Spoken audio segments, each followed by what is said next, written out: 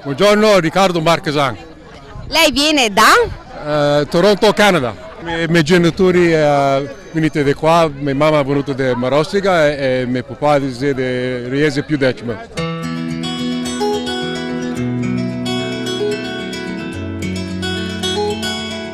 Il nome è italianissimo, l'accento però tradisce anni di lontananza dall'amato Veneto.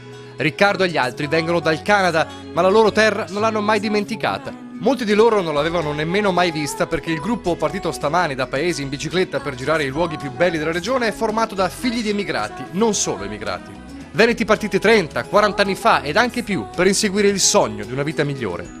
Lì, in Canada, si sono fatti onore, hanno lavorato costruendosi una vita e una famiglia, ma il Veneto è rimasto in loro. È dentro il nostro cuore perché siamo la cultura nostra e anche che siamo in Canada, ma non è differenza perché siamo divisi la stessa gente, cultura, tutto compagno. E quando che veniamo qua ti senti subito che è casa. Così è nato il gemellaggio con l'Unione Ciclistica Paese per un tour che da questo comune li porterà nella Marca, dal Montello alla Castellana, poi a Bassano del Grappa e a Verona, quasi sempre in bici, qualche volta in pullman, un giro che fa bene al cuore. È chiaro che tornare è sempre un piacere vederli e anche commovente.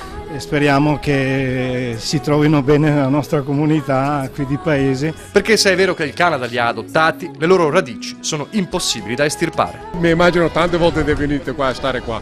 I'll just follow the sun, kick my shoes off and run.